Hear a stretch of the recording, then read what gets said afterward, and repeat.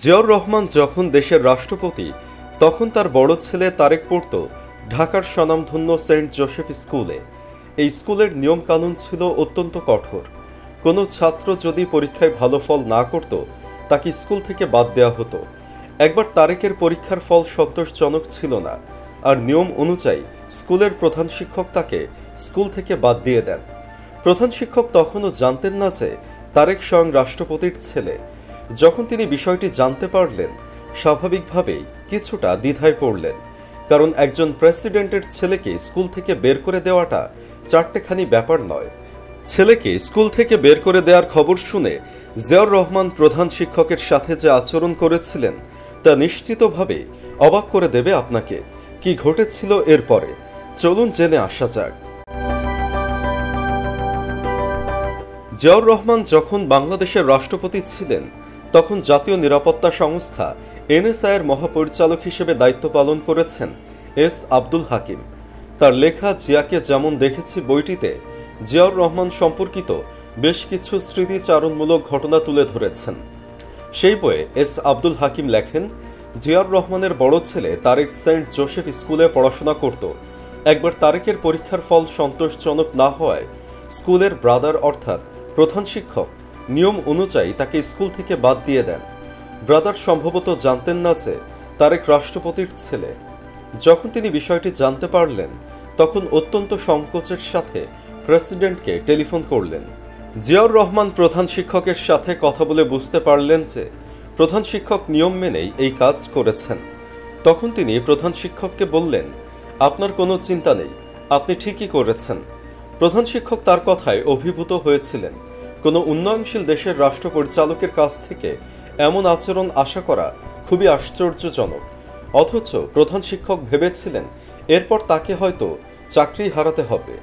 এই ঘটনাটি জিয়াউর রহমানের সততা, নিয়মানুবর্তিতা এবং ক্ষমতার অপব্যবহার না করার এক উজ্জ্বল দৃষ্টান্ত। তিনি চাইলে খুব সহজেই তার ছেলের জন্য স্কুলের নিয়ম বদলাতে পারতেন, কিন্তু তিনি তা করেননি। তিনি ব্যক্তিগত সম্পর্কের চেয়ে দেশের নিয়ম ও নৈতিকতাকে বেশি গুরুত্ব দিয়েছিলেন।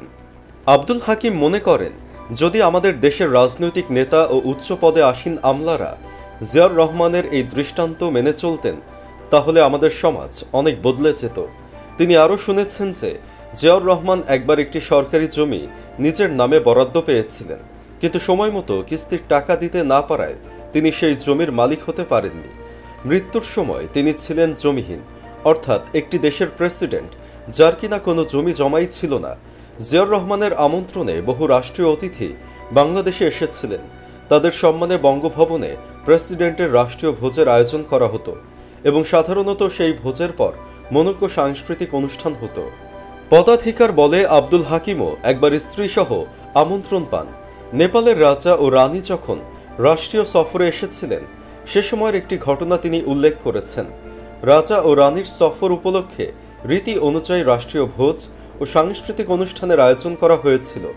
বিশেষ ব্যস্ততার কারণে আব্দুল হাকিম আগেই স্থির করেছিলেন যে সাংস্কৃতিক অনুষ্ঠান শুরু হওয়ার পরপরই তিনি বঙ্গভবন থেকে বেরিয়ে পড়বেন।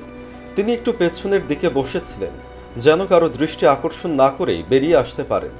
হল ছেড়ে যখন বেরিয়ে আসছিলেন হঠাৎ তার নজরে পড়ল প্রেসিডেন্টের এডিসি প্রেসিডেন্টের দুই ছেলেকে নিয়ে একদম পেছনের সারিতে বসে আছেন। আব্দুল হাকিম এডিসিকে বললেন, ওদের নিয়ে এত পেছনে রয়েছেন কেন? ওদের নিয়ে আরো সামনে যেতে পারেন, সামনের দিকে সিট খালি আছে। এডিসির উত্তর শুনে আব্দুল হাকিম অবাক হলেন। কাচুমাচু হয়ে এডিসি বললেন, স্যার, প্রেসিডেন্ট সাহেব জানেন না তার ছেলেরা এখানে আছে। জানলে বিপদ হবে আমার এবং ওদের, কারণ ওদের এ সময় বঙ্গভবনে আসা নিষেধ। তাই ওদের নিয়ে এতদূর বসেছি। স্যার, আপনি যেন প্রেসিডেন্ট সাহেবকে জানাবেন না। আব্দুল হাকিম লিখেছেন, এই ছিলেন জিয়াউর রহমান। নিজের ছেলেদেরও এই সরকারি সাংস্কৃতিক অনুষ্ঠান উপভোগ করার সুযোগ দিতেন না, কারণ এও স্বজনপ্রীতির সংজ্ঞার মধ্যে এসে যায়। টেলিভিশন কর্তৃপক্ষের ওপর তার কড়া নির্দেশ ছিল যে তার ছেলেদেরকে যেন কোনো সময় অথবা কোনো ছুতোয় টেলিভিশনের পর্দায় দেখানো না হয়। তার জীবদ্দশায় কেউই তার ছেলেদের টেলিভিশনের পর্দায় দেখেনি। এই ঘটনা আমাদের শিখিয়ে দেয়, সত্যিকারের নেতৃত্ব শুধু ক্ষমতা আর পদবিতে নয়, বরং সততা, নৈতিকতা আর নিয়মের প্রতি শ্রদ্ধাবোধের মধ্যে নিহিত। জিয়াউর রহমান সেই উদাহরণই তৈরি করে গেছেন। আমাদের দেশের রাজনীতিবিদ ও উচ্চপদস্থ কর্মকর্তারা যদি এই দৃষ্টান্ত মেনে চলতেন, তাহলে আমাদের সমাজ হয়তো আরও অনেক বেশি উন্নত হতো। সুপ্রিয় দর্শক, জিয়াউর রহমানের এই মহানুভবতার গল্পটি আপনার কেমন লাগলো কমেন্ট করে জানান। এরকম আরও ভিডিও পেতে আমাদের চ্যানেলটি সাবস্ক্রাইব করুন এবং বেল বাটনটি টিপে রাখুন। আপনার বন্ধুদের সাথেও এই ভিডিওটি শেয়ার করতে ভুলবেন না যেন। ধন্যবাদ।